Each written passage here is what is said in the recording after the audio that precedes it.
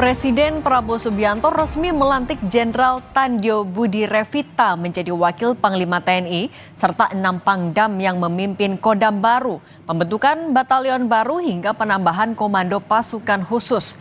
Presiden menyampaikan Indonesia harus punya pertahanan yang sangat kuat. Inilah catatan Kompas TV, babak baru Tentara Nasional Indonesia.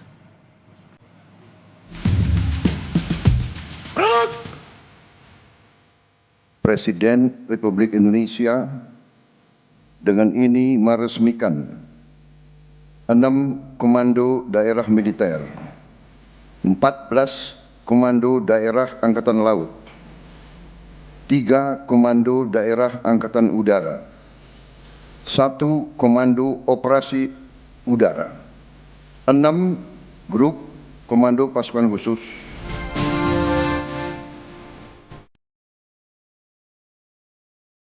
Presiden Prabowo meresmikan reorganisasi Tentara Nasional Indonesia di Pusat Pendidikan dan Latihan Kopassus Batu Jajar, Bandung, Jawa Barat. Satuan elit yakni Kopassus, Korps Marinir, dan Korps Pasukan Gerak Cepat atau Kopasgat naik kelas menjadi Komando Utama Operasi alias Kotama Ops yang dipimpin seorang perwira tinggi bintang 3.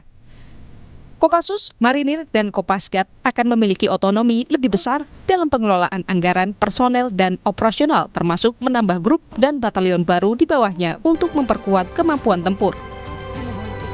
Selain itu, 6 komando daerah militer atau Kodam baru dikukuhkan dan meresmikan nomenklatur Komando Daerah Angkatan Laut atau Kodaeral menggantikan nomenklatur Pangkalan Utama TNI alias Lantamal.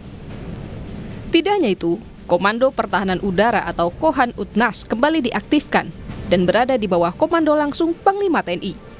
Dalam reorganisasi ini, ada pembentukan satuan baru yakni Batalion Teritorial Pembangunan, Batalion Infanteri Marinir, dan Batalion Komando Korps Pasukan Gerak Cepat. Presiden Prabowo bilang ini dilakukan untuk memperkuat pertahanan Indonesia. Indonesia tidak mau memihak blok manapun. Tapi karena itu, tidak ada pilihan lain. Indonesia harus punya pertahanan yang sangat kuat. Dan untuk itulah hari ini, saya melantik 6 Panglima Kodam baru, 20 Komandan Brigade baru, dan 100 Batalion Teritorial Pembangunan baru. Yang terakhir dan juga menyita perhatian, Presiden Prabowo Subianto melantik Jenderal Tandjo Budi Revita sebagai Wakil Panglima TNI, jabatan yang sudah 25 tahun kosong. Posisi Wakil Panglima terakhir kali dijabat Jenderal Fahru Rozi. Kini Jenderal Tandjo diharapkan pada tantangan yang lebih besar. Ia dituntut untuk menjadi motor operasional yang memastikan kesiapan tempur dan interoperabilitas 3 matra, sementara Panglima TNI fokus pada arah kebijakan strategis. Tim Liputan, Kompas TV.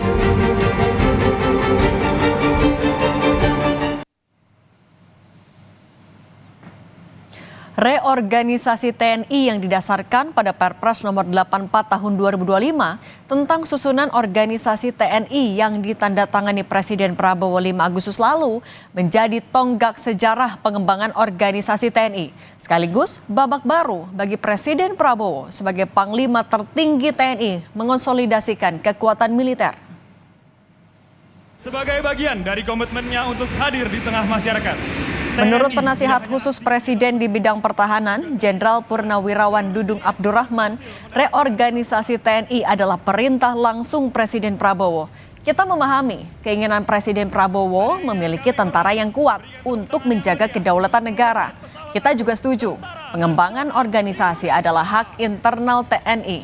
Namun, reorganisasi TNI tentu tidak murah dan akan berdampak pada perubahan perencanaan anggaran negara.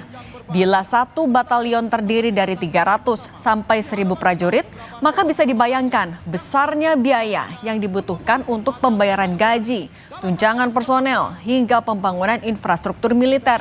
Belum lagi biaya pembelian dan perawatan alat tempur yang ada. Musuh terbakar api di Cijuk. Hari ini Kementerian Pertahanan mengusulkan kenaikan anggaran di 2026 menjadi 184 triliun. Sementara di tahun 2025, Kementerian Pertahanan adalah kementerian dengan pagu anggaran paling besar, yakni 166 triliun. Pertanyaannya, apakah saat ini adalah waktu yang tepat melakukan reorganisasi TNI bila kita mempertimbangkan kondisi keuangan negara? Badan Pusat Statistik atau BPS memang menyebut perekonomian mulai pulih. Bahkan laju pertumbuhan nasional pada triwulan 2 tumbuh 5,12%, lebih tinggi dari prediksi semua lembaga riset dan ekonomi. Namun gelombang PHK masih terjadi. Hingga Juni 2025, portal 1datakemnaker.go.id mencatat 42.385 pekerja kena PHK. Penerimaan negara dari sektor pajak juga anjlok 19,7% dari periode yang sama pada tahun sebelumnya. Indeks keyakinan konsumen menunjukkan tren yang terus turun dari 127,2 poin di bulan Januari menjadi 117,8 poin di Juni 2025. Kondisi ini menunjukkan tantangan berat yang dihadapi keuangan negara. Pemerintah diminta untuk terus menstimulasi pertumbuhan ekonomi dengan berbagai insentif agar daya beli masyarakat bisa meningkat dan sektor industri kembali menyerap banyak tenaga kerja. Keputusan reorganisasi TNI sudah dibuat dan dijalankan. Kita tentu berharap pemerintah bisa lebih bijak dalam memenuhi kebutuhan organisasi TNI dengan posturnya yang baru.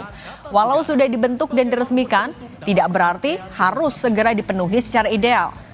Pemenuhan kebutuhan militer bisa dilakukan secara bertahap dengan mempertimbangkan kondisi keuangan negara.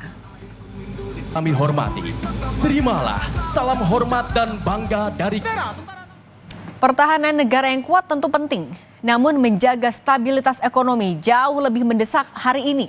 Pembukaan lapangan kerja baru, perbaikan upah, hingga fasilitas hidup yang layak kini yang paling ditunggu masyarakat banyak. Demikian catatan Kompas TV, kita jumpa lagi pekan depan.